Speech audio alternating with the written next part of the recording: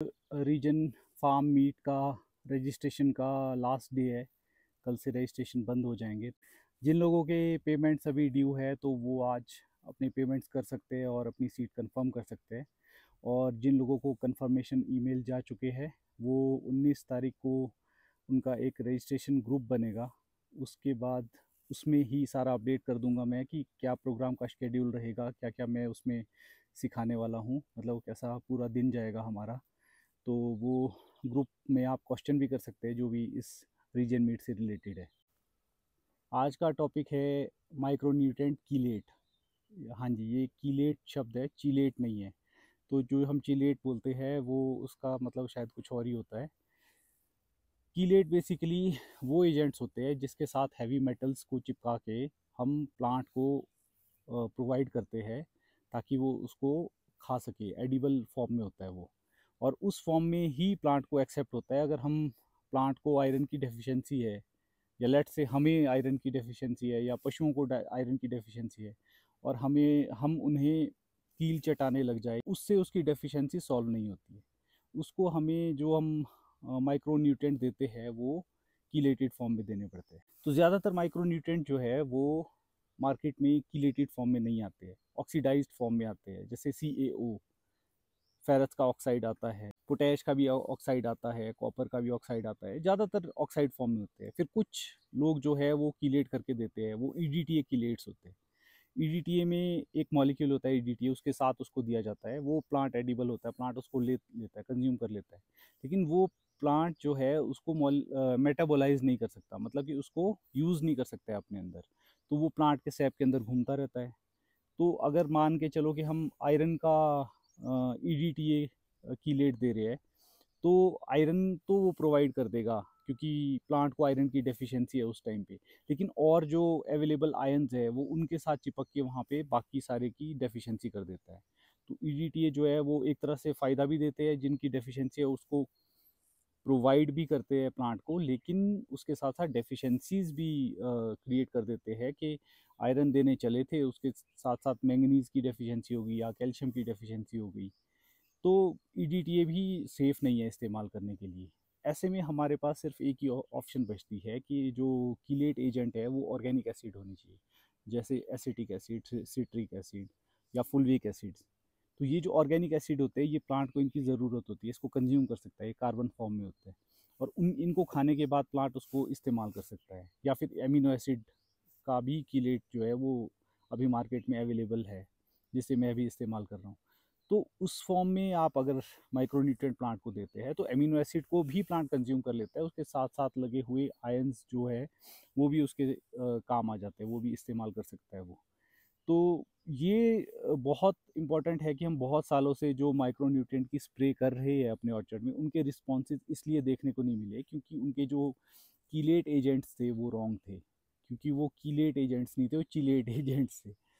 तो अब सॉल्यूशन है कि आप जब भी माइक्रोन्यूट्रिएंट डालने के लिए तैयार हो, चाहे वो पिंक बड स्टेज है चाहे फिर फूड डेवलपमेंट स्टेज है, तो आपको ये ध्यान रखना है कि आपको पहले लेबल पढ़ना है। लेबल के ऊपर मेंशन होना चाहिए कि ये कीलेटिंग एजेंट्स क्या है।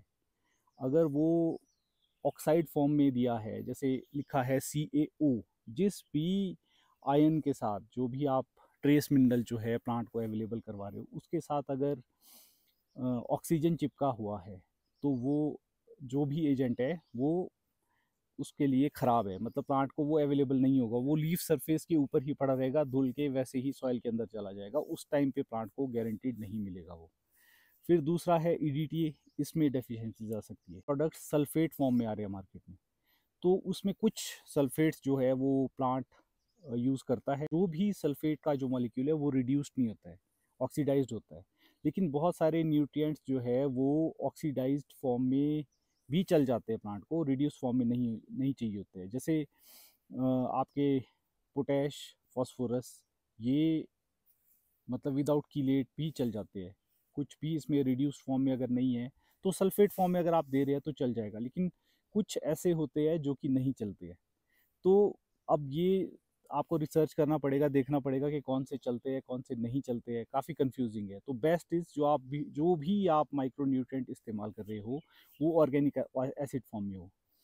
Humic acid humic acid chelate agent नहीं है, वो फुल्विक एसिड जो है वो कीलेट एजेंट है। तो अगर आप फुल्विक एसिड के साथ कोई माइक्रोन्यूट्रिएंट डाल रहे हो तो वो काम करेगा, अगर वो ह्यूमिक एसिड के साथ है तब वो नहीं करेगा। उसके साथ साथ एसिटिक एसिड और एमिनो एसिड, कोई भी ऑर्गेनिक एसिड जो प्लांट जिनका इस्तेमाल करता है, अगर आप उसके साथ दे रहे हो तो आपके माइक्रोन्यूट्रिएंट्स काम करते हैं, अन्यथा वो काम नहीं करते। बोरोन में भी काफ़ी कन्फ्यूजन है। कुछ लोग बोलते हैं बोरिक एसिड डालना चाहिए, कुछ लोग बोलते हैं बोरोन डालना चाहिए B20%। लेकिन जो B20% है वो भी एक्चुअल में बोरोन नहीं है, वो डाइसोडियम ऑक्टाबोरेट टेट्राहाइड्रेट है।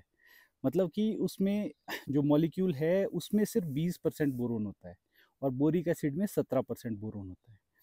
तो जो सोलुबोर में आता है उसको हम इसलिए इस्तेमाल करते हैं क्योंकि उसका घुलना आसान होता है और बोरिक एसिड को घुलना थोड़ा सा मुश्किल होता है।